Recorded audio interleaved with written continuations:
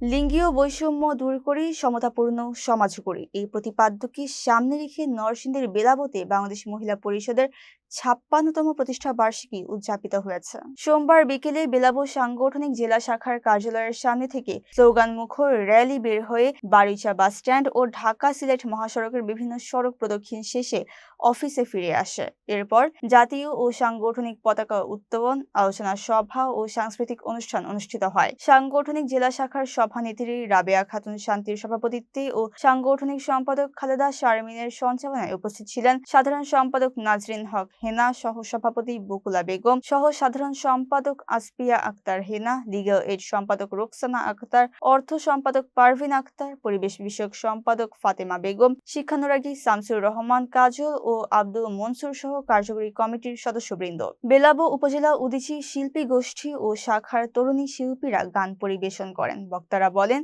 নারীর সামাজিক ও অর্থনৈতিক অংশগ্রহণ বাড়লেও পাশাপাশি বৃদ্ধি পেয়েছে সহিংসতাও। তারা নারী বিদ্বেষী প্রচার বন্ধ ও সামাজিক সচেতনতা বৃদ্ধি সহ সরকারকে যথাযথ ব্যবস্থা গ্রহণের দাবি জানান।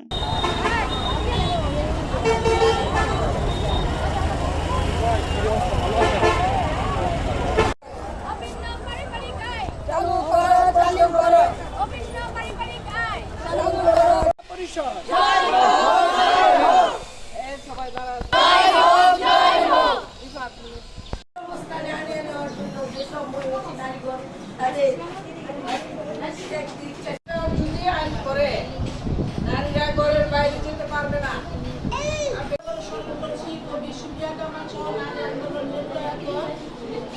আমাকে একটা ফ্যান দে, ফ্যান তো নাই বাবা। আর এক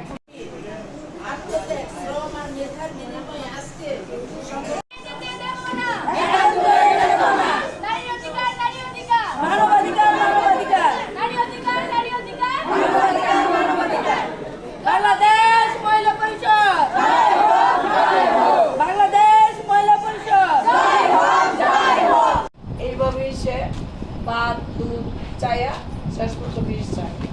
আপনার কাজ করতে পাতা যখন বন্ধ হয়ে যাবে, আমার শিক্ষকতা করার জন্য বাইরে যাওয়া যখন বন্ধ হয়ে যাবে, ডাক্তারের যখন রুগী দেখা বন্ধ হয়ে যাবে, তখন আপনি কি করবেন?